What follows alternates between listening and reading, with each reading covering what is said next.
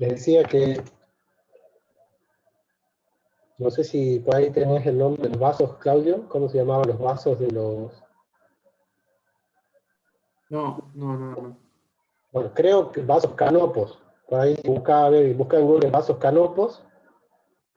Si te sale, lo compartimos en pantalla un ratito, donde colocaban los órganos del difunto, ¿sí? Los egipcios.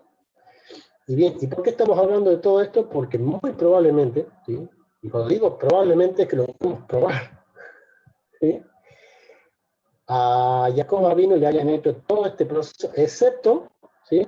Ahí están, vasos canopos, siempre eran 4, fíjense, Baruch Hashem tenemos ahí de 2 fuentes diferentes. ¿Sí? Entonces, muy probablemente, ¿sí? Muy probablemente a Jacob vino y a Yosef también le hayan hecho estos procesos de momificación. Me refiero más a la parte médica, que obviamente a la parte religiosa, que por él ser el gran visir de Egipto, le han respetado sus creencias religiosas, supongo yo, ¿sí? De que no le hayan hecho la momificación ritual egipcia, sino más bien la modificación médica egipcia, ¿sí?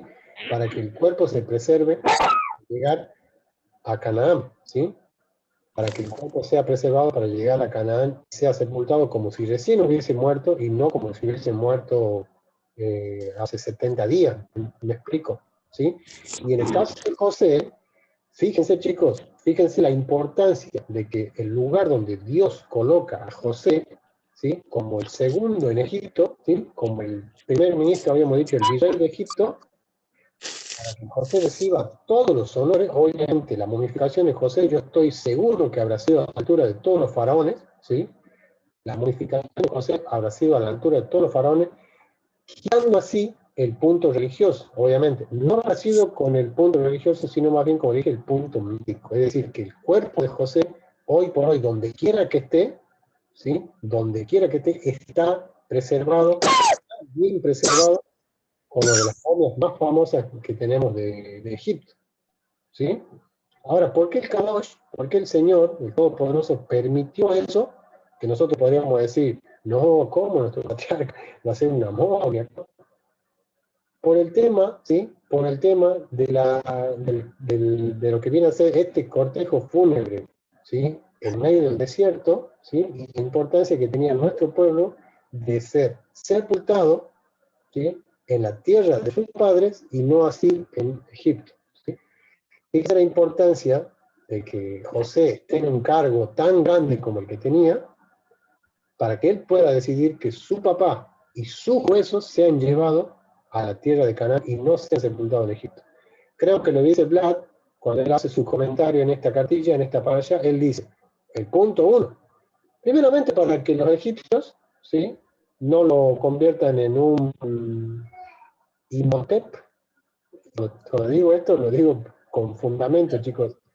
¿Han escuchado hablar de Imhotep o Imhotep? ¿Sí? ¿Sí? Los que han visto la película de la momia saben bien de Imhotep o Imhotep, ¿sí? Ustedes sabían que muy probablemente ese personaje Imhotep sea un pseudo José. Es increíble. Los egipcios tienen estelas, o sea, que hablan acerca de un tal Imhotep que fue gran visir de Egipto de uno de los faraones. Y en ese tiempo dice que hubo hambruna. Por eso es que Imhotep es muy venerado, porque dice que Imhotep les salvó a ellos de la hambruna. Pero fíjense cómo tergiversan la historia, ¿sí? Porque ellos no sé si buscan a Imhotep un gatito en Google, van a ver que es un ídolo verde, ¿sí? Que es un ídolo con piel verde, que ellos han adorado, ¿saben por qué, chicos? Porque ellos lo consideran a Imhotep como el médico de los médicos, es decir, para los egipcios antiguos no hay tal cosa como Hipócrates, ¿sí? Padre de la medicina ni nada de eso, era Imhotep y nada más, ¿sí? El primer médico, dicen ellos, ¿sí? Y la historia es increíble. No sé, levante la mano, ¿quién ha visto la película? Yo la vi cuando era secular, vi la película de Momia y quedé, pero impactadísimo. Yo nunca había visto lo que era la cultura egipcia y cuando me topo con esa historia, obviamente tiene el tinte terrorífico de la película y todo lo demás, hablando de fantasías como resurrección de la misma momia, todas esas tonterías, pero no dándole la espalda a la estela que habla de Imhotep, ¿sí? Como diciendo que fue el salvador, el gran salvador de Egipto. No sé si alguien ya lo tiene, por ahí lo muestran, que es venerado, ¿sí? Y hay algunas fuentes que vinculan a José de Egipto con ese ídolo. ¿Por qué? ¿Qué dice Keter Blatt en esta para allá? Él dice, ¿por qué Joseph tenía la importancia de que su cuerpo sea sepultado en Canaán y no en Egipto? Para que, como punto uno, para que los egipcios no lo idolatren.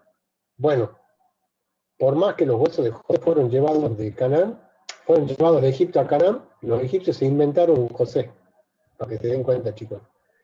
Los egipcios se inventaron un José, inventaron una historia paralela de José, dijeron que había un gran visir llamado Imhotep, que fue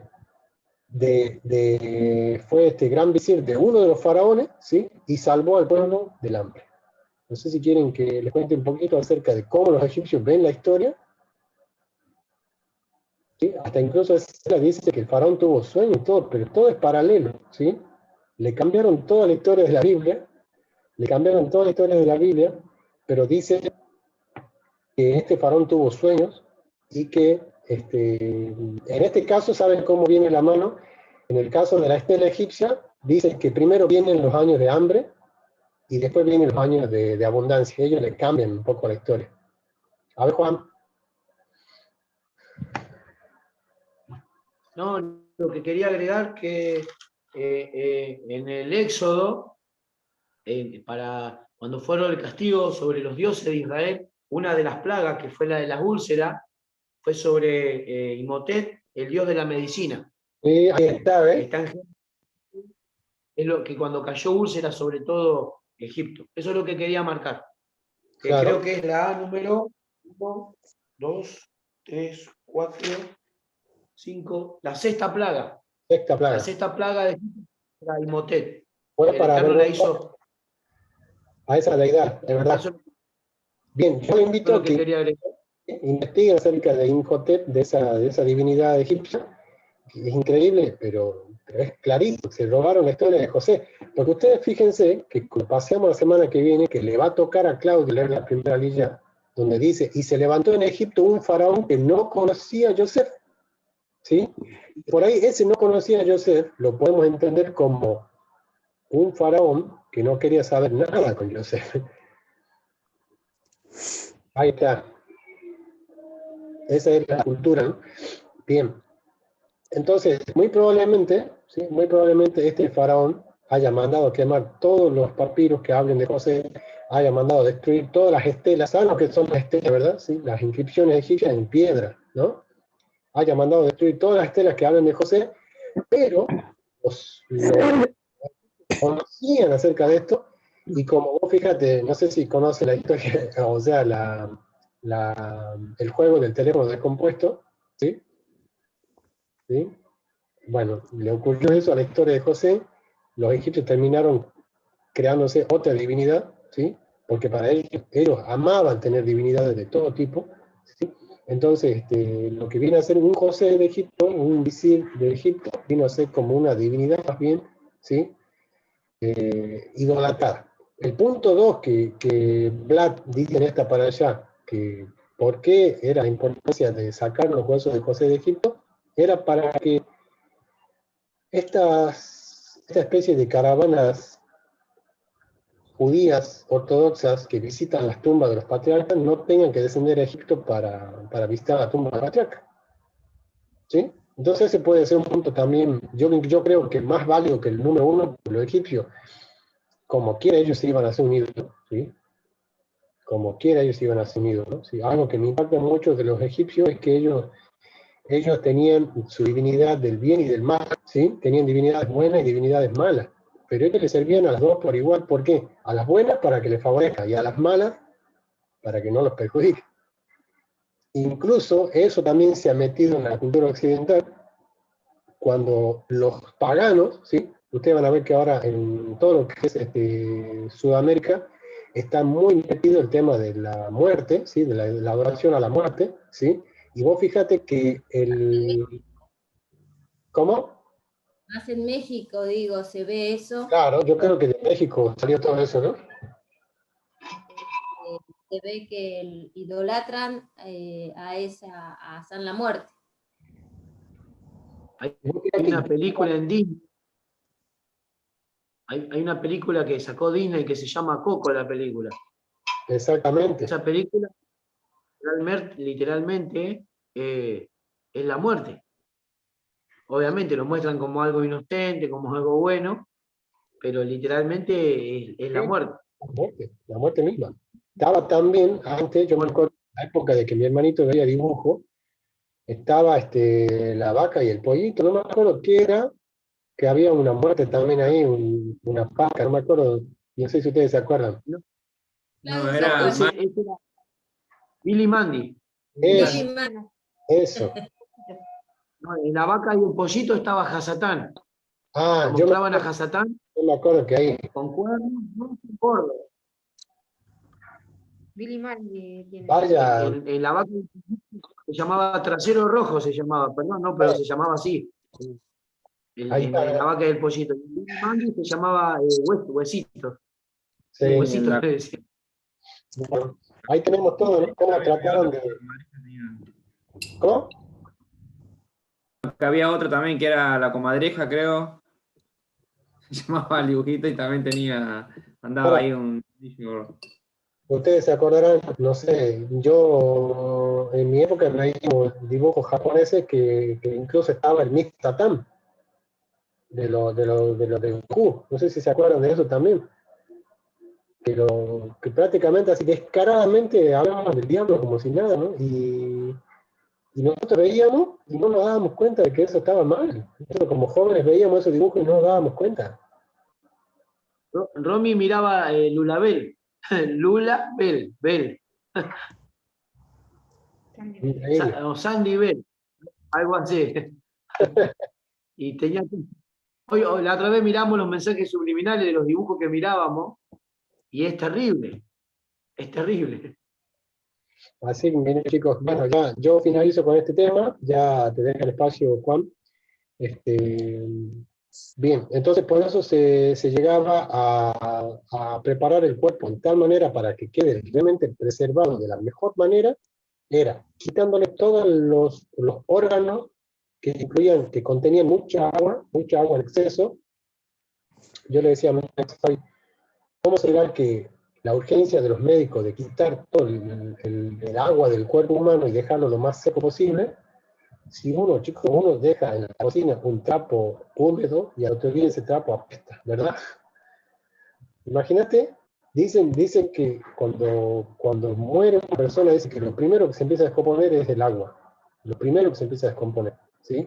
Y bien, y ya antes de finalizar le había dicho que había 3 tipos de momificación. Estaba la de la alta sociedad, que era la de la casta política y de los nobles y de los ricos, que era la que se hacían los faraones, los nobles y los ricos, que era el proceso más caro y costoso que yo les he nombrado recién, contratar un sacerdote, ¿sí? Cualificado para hacer esa tarea de sacar todo el cerebro dejando el cráneo hueco, ¿sí? Sacar todos los órganos, preservarlos en los vasos canopos, preservarlos ahí también con sales, ¿sí? Preservarlos para que también tengan un efecto duradero. Luego se colocaba, dice, dentro del cuerpo, ellos hacían cortes y luego colocaban de nuevo algunas cosas, como por ejemplo, luego el corazón lo preparaban bien, ¿sí? Y lo volvían a colocar dentro del cuerpo en un trapito, envuelto en un trapito, ¿sí? Lo que dice la arqueología, en cómo han encontrado. Ahora dice que viene el segundo proceso de modificación, que era más barato, ¿sí? Que era para aquel que no se podía permitir una modificación como la de la alta sociedad, en el cual consistía en que el cuerpo del difunto era sumergido en una pileta de sal, ¿sí? En una pileta de sal por 70 días, ¿sí? Entre 40 y 70 días, ¿sí? O sea que la persona moría, ellos se conseguían el sacerdote que le haga los rituales y obviamente el cuerpo quedaba ahí. Por eso es que los arqueólogos han encontrado momias en muy mal estado, horribles, todo feo, todo mal, que cualquiera podría decir, ah, mira, esto es una momia mal hecha, una momia que fue mal modificada. No, no, lo que pasa es que ya con el tiempo ellos han determinado que había distintos tipos de modificaciones, algunas preparadas para durar miles de años y otras solamente preparadas para durar cientos de años. Quizá esas momias que habían encontrado, y por eso aquí quiero abrir un paréntesis con respecto a nuestras momias de Sudamérica, ¿sí? de los incas, de los mayas, de los aztecas, ¿sí? Que por qué no hablar de ellas también, ¿sí? ¿Se acuerdan? No sé si se acuerdan de las momias que han encontrado en Jujuy, en Salta, no me acuerdo, en La Quiaca creo que han encontrado unas momias, y uno dice, ah, mira, cultura egipcia aquí, no, sino que simplemente se ha ocupado la palabra momia, ¿sí? No es que está llena de vendas, ¿sí? Sino que se ha ocupado la palabra momia, ¿por qué? Porque han encontrado cuerpos, obviamente, de niños, ¿sí? En una montaña, en el pico de una montaña, pero luego se determinó que eran sacrificios humanos, ¿sí? Que eran sacrificios humanos que hacían los indios, y vos fíjate que hay sacrificio de niños, ¿sí? Para fertilidad, obviamente lo dejaban a los niños ahí que se mueran de frío, ¿sí? Muchas veces han encontrado las momias de los niñitos abrazados, ¿sí? En los picos montañas, que eran sacrificios humanos que los indios hacían, ¿sí? Para sus dioses. Volviendo al último proceso de modificación, el más barato de todos, ¿sí? El que hacían los pobres probablemente, ¿sí? Era el que se inyectaban así con una especie de jeringuitas, ¿sí? Que no existía, obviamente, las jeringas que conocemos ahora, sino con una especie de jeringuita, le inyectaban el aceite, el famoso vino de palma, ¿sí? Al muerto. Nada más. Es decir, que volviendo y ya desembocando otra vez con el mismo tema, ¿se acuerda que dijimos, los egipcios tenían necrópolis? Bueno, ahora nosotros tenemos cementerio. Los egipcios enterraban en ataúdes, en sarcófagos, bueno, ahora nosotros enterramos en ataúdes, ¿sí? En cajas. Los egipcios tenían como casas, ¿sí? Los sepulcros, bueno, nosotros tenemos los mausoleos, ¿sí? Que ustedes van a ver que mayormente la gente de alto poder adquisitivo, incluso en Occidente, tienen una especie de necrópolis para toda la familia. ¿Sí? Incluso ellos, usted va a ver, cuando usted va al cementerio, usted va a ver que dice el nombre del muertito, y después están los otros espacios vacíos para los integrantes de la familia, que ya están ahí reservados su lugar. Ellos sí pueden decir que tienen dónde caerse muerto. ¿Me explico? Ellos ya tienen preparado su lugar para cuando ellos mueran, ellos ya tienen preparado su lugar para ir. ¿Sí, Juan? Budista, yo otra vez miraba un programa, en un programa de historia, y mostraba que los budistas hacen un proceso de momificación en vida. Empiezan a hacer como tipos ayuno a través de diferentes té, y hay un té que los va como petrificando de adentro para afuera, aunque les parezca mentira. En realidad es un veneno. Un veneno. Terminan momificando. Y bueno, los budistas estos adoran a un sacerdote que se momificó hace unos años atrás, y lo tienen ahí, al tipo está sentado y se momificó en vida. No me acuerdo cómo se llama el ritual del proceso que hacían, pero lo vi la otra vez en el History Channel, cómo llevaban el proceso de momificación los budistas, cómo hasta ellos también lo llegó lo egipcio, ¿no? Sí, increíble. Y bien, y por último, como les dije, el proceso más barato, que era de los egipcios pobres, ¿sí? Los egipcios de la parte pobre, era simplemente con inyecciones, ¿sí? De ese vino de palma o ese alcohol de palma, que hacía que el cuerpo dure un poco más en cuanto a su putrefacción o qué sé yo, sus olores que puede llegar a arrojar, para que el cuerpo dure un poquito más, pero no así como el que hacían los de la alta sociedad, que era un proceso carísimo, partiendo de que yo le he nombrado recién un mineral, la sal. No sé si sabían de dónde viene la palabra salario, ¿no? Porque se Los pagaba árabes, los árabes pagaban con bloques de sal. Imagínense lo caro que era como para que te paguen con sal, porque vos con la sal podías o bien ocuparla o bien comprar otro bien con la el sal. segundo proceso que explicaste, que se sumergían en sal, eran riquísimos para tener eso. Imagínate, para sumergirse en la pileta de sal tenía que ser riquísimo.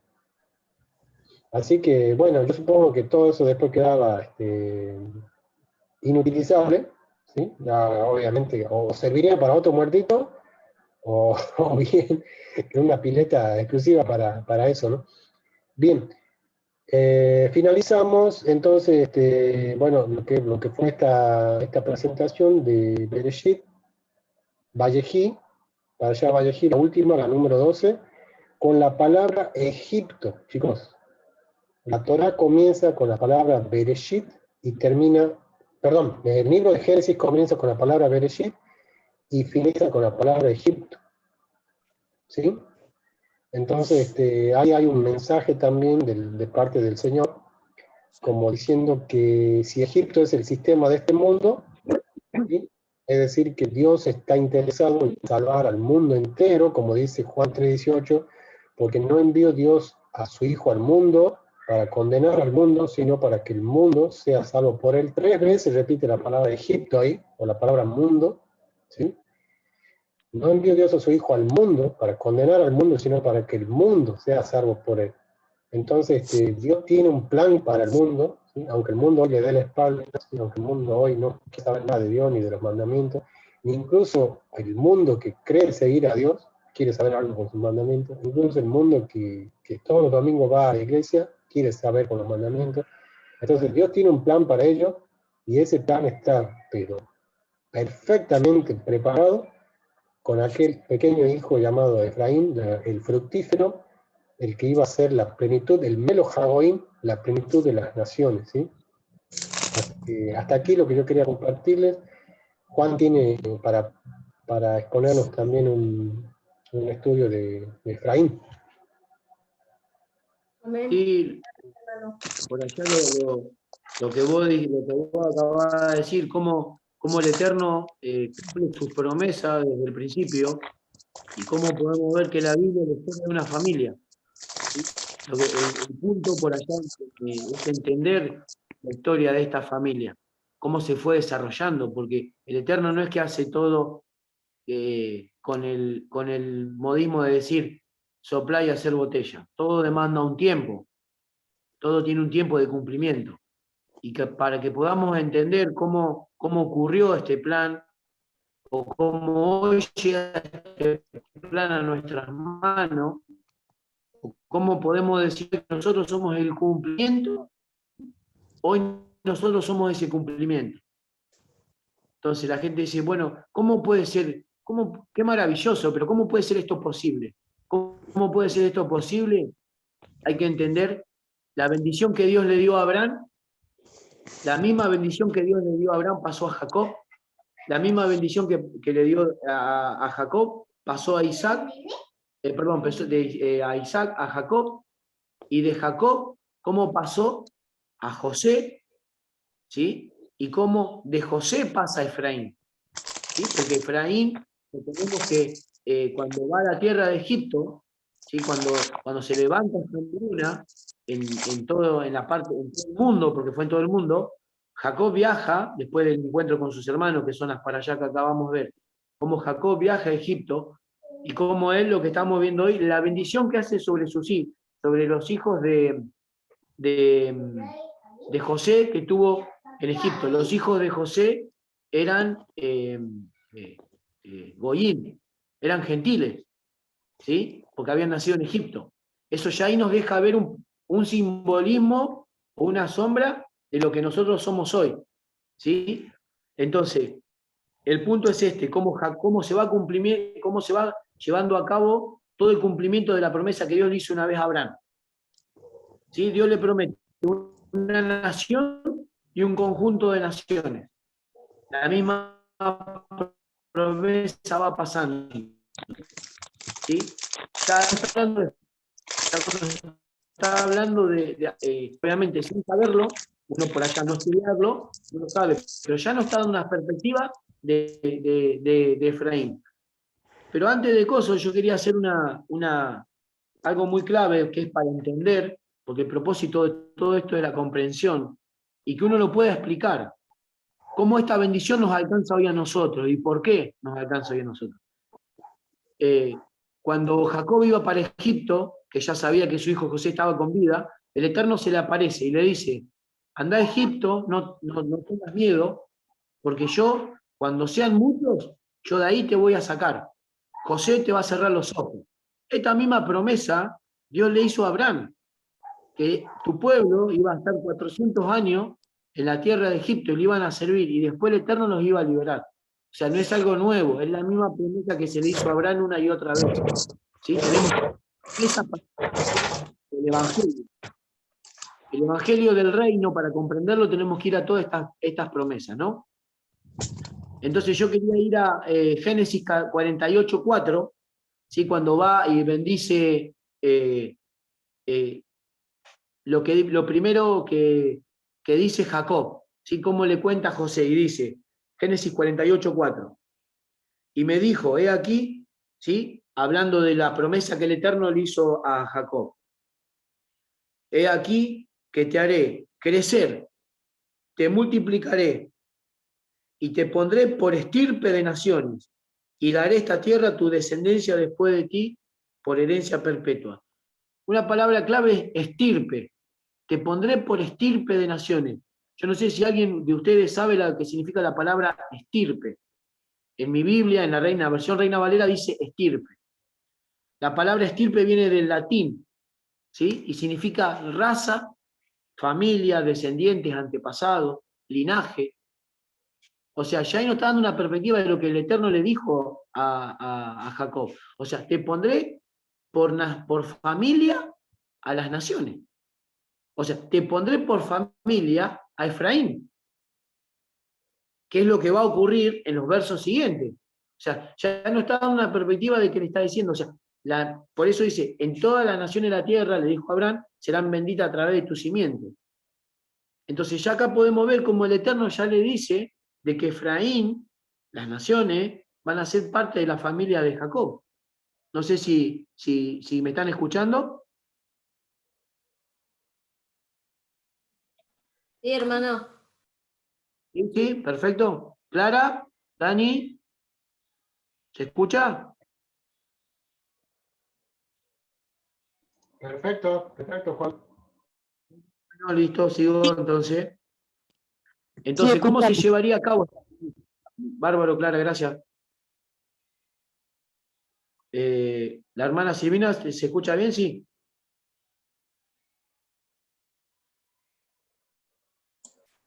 Sí, hermano, sí. Amén, gracias. Bueno, ¿cómo se llevaría esta promesa a cabo? Primero te tenía que formar una nación. ¿Cuándo comienza esto? Cuando ellos van a Egipto como una familia y después salen como un pueblo. Pero esta promesa sería cumplida a través de ¿quién? De la promesa de la bendición o de la adopción que hace Jacob sobre sus dos nietos. ¿Sí? Sabemos la bendición que le hace, que le dice Efraín y Manasés. Efraín tenía el nombre, Efraín tiene una característica que significa fructífero, o el que produce frutos. Y los chicos que saben hebreo, si me estoy equivocando, si me pueden corregir, en hebreo es pará, ¿sí? Y significa llevar fruto, aumentar, crecer, multiplicar. Entonces, Efraín, que está conectado a ¿qué? A la multiplicación, o sea, a multiplicarse, a ser muchos, ¿no? Recordemos que ellos dos nacieron en la tierra de Egipto, entonces son gentiles. Entonces, ¿qué es lo que pasa? Jacob lo que hace es adoptarlo y le da, cuando dice, son míos como lo son Simeón y Rubén. Rubén y Simeón, el primero y el segundo hijo de Jacob. O sea, le está dando un lugar de importancia, si bien son los nietos, pero él le está dando un lugar de importancia a sus nietos. Primero, podría haber nombrado a cualquier otro, pero los compara exclusivamente con los dos primeros. Tal cual. Entonces eso nos da a entender la importancia que tiene Efraín y Manasés dentro de Israel, porque él literalmente los adopta. Sabemos que el cruce de manos que hace Jacob, ¿sí? Pero quiero que vayamos a una parte muy importante que recién leyó Daniel, que es al 48:16, y acá le voy a leer lo que dice Jacob, que también es muy importante comprender las palabras estas, porque dice, el ángel que me liberta de todo mal, bendiga a estos dos jóvenes, ¿sí? Y sea perpetuo en ellos mi nombre. ¿Por qué dice perpetuo en ellos mi nombre? ¿Cuál era el nombre de Jacob? Israel. Entonces, por eso hoy nosotros nos llamamos Israel. No nos llamamos Israel porque tenemos ganas de ser judíos, no nos llamamos, es por la promesa, porque esto es el cumplimiento de la promesa que le hizo a Jacob. Será perpetuo en ellos mi nombre. Entonces, si nosotros somos las naciones que venimos a través de la bendición que Jacob hizo a Efraín, ¿cómo nos vamos a llamar? ¿Cómo yo me voy a llamar? Me tengo que llamar Israel. Amén. Pero esto se pasa de largo. Sí, hermana. Israel o hijo de Israel, puede ser. Claro, porque acá lo que dice, el ángel que me liberta de todo mal, bendiga a estos dos jóvenes, Manasés y Efraín, y sea perpetuo en ellos, en los dos, mi nombre, o sea, Israel, y el nombre de mis padres, Abraham e Isaac, y multiplíquense en gran manera en medio de la tierra. O sea, está hablando de algo increíble. Yo no sé si se puede entender lo que estoy diciendo. Por eso hoy nosotros nos hacemos llamar Israel, no porque es un capricho, no porque es una doctrina, es porque es el cumplimiento, literalmente, de lo que se prometió acá. Hoy nosotros somos el cumplimiento real. ¿Puedo agregar algo? Les voy a leer qué quiere decir estirpe, o sea, fuera de la Biblia, pero para que entiendan lo que Juan dice. Dice, conjunto formado por las personas ascendientes, ¿sí? Ascendiente y descendiente. ¿Qué quiere decir? Antes y después, ¿no? Perteneciente a una misma familia, especialmente de origen noble. Bueno, en este caso, sí, estamos hablando de Jacob haciendo la bendición que él había tomado de su padre Abraham Abraham Isaac, y ahora se la estaba pasando, ¿sí?, a los descendientes, ¿sí?, a partir de José, Efraín y Manasés, ¿sí? Y por ende, hoy, ¿sí?, seríamos nosotros. O sea, esta multitud de naciones. La promesa esa, nosotros hoy en las naciones somos el cumplimiento de esto, ¿sí? De que Efraín, cuando Jacob hace la bendición que cruza las manos, que le dice José, no, padre mío, así no, porque el primogénito es Manasés, y le dice, lo sé, hijo, lo sé, pero él va a ser una gran nación también, Manasés, pero de van a venir una multitud de naciones, una multitud de pueblos van a venir, ¿a través de quién? De Efraín. ¿Sí? Entonces, para poder comprender esta bendición, cómo se va pasando, tenemos que ver siempre todas estas promesas. O sea, no es casualidad, el libro uno no lo comienza a leer de la mitad para adelante, sino un libro empieza uno del principio al fin. Si nosotros empezamos de la mitad para adelante, no vamos a entender absolutamente nada. Y la historia no va a encajar bajo ningún punto de vista. Entonces, hoy a través de esta promesa, ¿sí?, que se le hizo a Efraín, y no es casualidad. Ustedes fíjense en que José es la sombra profética de Yeshua, ¿sí? O sea, los hijos de José iban a venir a ser parte del pueblo de Israel. O sea, porque Israel los bendice. Entonces, nosotros a través de Yeshua venimos a ser parte de este pueblo. Porque no sé si me doy a entender. Es el mismo acto. Está pasando exactamente lo mismo. Entonces, Efraín es la clave para poder entender el Evangelio. No solamente Efraín, sino las promesas que se fueron pasando y cómo esas promesas hoy llegan a nosotros. O sea, hoy podemos hacer una línea de tiempo y no termina en un creador de un movimiento, termina en Abraham, termina en el mismo Abraham. Y eso es lo increíble de poder comprender la historia. Si bien sabemos que el primogénito fue Rubén, pero él perdió la primogenitura pasa ¿a quién? A José. Primera de Crónicas, les voy a leer 5 del 1 al 2. Los hijos de Rubén, primogénito de Israel, porque él era el primogénito, mas como violó el hecho de su padre, sus derechos de primogenitura fueron dados a los hijos de José. Ahí está. ¿A quién le fueron dados los derechos de primogenitura? A los hijos de José, por ende pasó Efraín. ¿Sí? No, dice, no fue contado por primogenitura. Bien que Judá llegó a ser el mayor sobre sus hermanos y el príncipe de ellos, ¿sí? Mas el derecho de primogenitura fueron a José. Entonces, ¿qué es lo que pasa? Podemos ver que después de esta bendición, cuando él adopta a sus nietos, ya hace la promesa de, ya sabemos que la primogenitura iba a pasar a Efraín, también lo nombra a Judá, ¿sí? Como dándole un lugar de prestigio a Judá, ¿sí? Si bien no tenía la primogenitura, pero acá ya podemos ir perfilando cómo la historia se nos va a mostrar. Que eso también es otra cosa importante de ver. Acá ya podemos ver, nombró a dos hijos, Judá y a José, ¿sí? O sea, a Judá y a Efraín. Entonces, a través de todo esto, ellos están, después todo este tiempo, para ser una nación, cuando ellos se fructifican en Egipto, que llegan a ser un pueblo grande, el Eterno los saca de la mano de Moisés, ¿sí? Los rescata de Egipto, los lleva, ¿sí? Uno dice, bueno, ahí se cumplió la promesa de que se formó una nación. No, está en proceso todavía de formarse una nación. Pasa todo lo que vivieron en el desierto. Es más, ustedes fíjense en qué profético que será todo esto. El Eterno los libera y le da la constitución del reino en el Sinaí, si le puedo decir, la constitución de ese pueblo, ¿sí? Esto es la constitución que yo les doy, que ustedes tienen que guardar para hacer mi especial tesoro, porque con la única nación que hizo pacto Dios es con la nación de Israel. No hizo pacto ni con los chinos, ni con los rusos, ni con los griegos, ni con Estados Unidos, ni con Inglaterra, ni con nadie. Con la única nación, duela o no duela, es con Israel. No hay otra nación.